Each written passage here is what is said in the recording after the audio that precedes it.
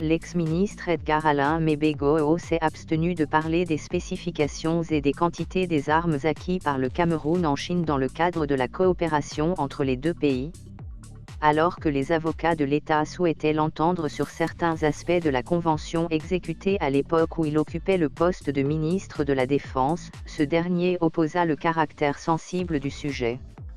Les faits sont rapportés par Calra, journal d'information juridico-judiciaire. Le 18 octobre dernier, à l'audience du tribunal criminel spécial, l'avocat du ministère des Finances s'est essentiellement focalisé sur la convention de prêt et de contrat commercial signée entre les gouvernements camerounais et chinois le 7 avril 2011. C'est M.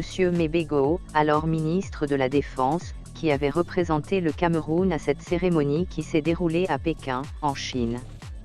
À travers cette convention, d'une durée de 10 ans, l'État chinois a doté le Cameroun d'une ligne du crédit d'un montant de 300 millions d'euros, soit 196 milliards de francs CFA, ouvert dans les livres d'Exim Bank of China Pékin. La convention en question, constituée de 4 marchés complémentaires, avenants, portait sur l'acquisition du matériel et des effets militaires chinois auprès de Polytechnologie, une entreprise publique chinoise. Pour l'accusation, cette convention a entraîné un détournement présumé de 60 milliards de F imputé le ministre de la Défense, qui réfute les faits. Sujet sensible. Pour commencer, Maître Atangana Ayissi a rappelé à l'ex-ministre qu'en prélude à la signature de la convention critiquée, les parties avaient signé un mémorandum d'entente. À l'article 1er, vous avez présenté une intention d'acheter 6 hélicoptères et 4 patrouilleurs. Après avoir obtenu le visa pour ces quantités, avez-vous effectivement passé les commandes, interroge l'avocat. Mebego va d'abord indiquer que le mémorandum d'entente évoqué ne définissait pas les quantités, la nature et les spécifications techniques du matériel sollicité, précision qu'il s'est abstenu de l'évoquer arguant le caractère sensible du sujet. C'est le cœur névralgique de notre dispositif de défense.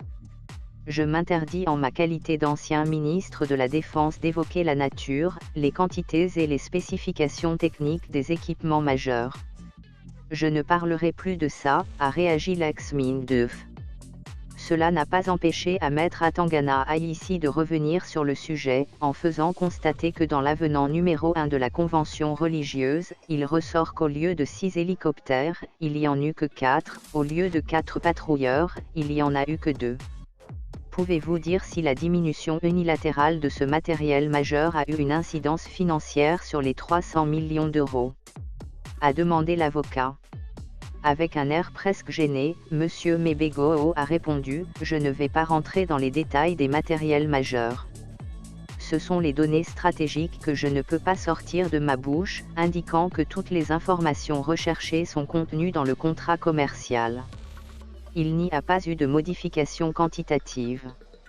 Ce qui est dans le mémorandum d'entente est purement indicatif.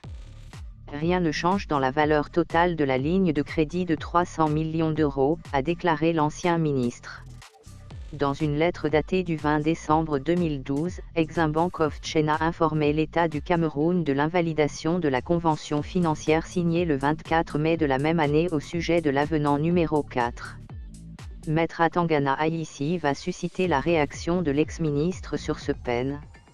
M. Mebego raconte que la convention décriée devait s'exécuter sous forme de « crédit acheteur ». Au départ, il était prévu qu'Exim Bank mette les fonds empruntés à la disposition du Cameroun qui se chargerait lui-même de payer son fournisseur, Polytechnologie.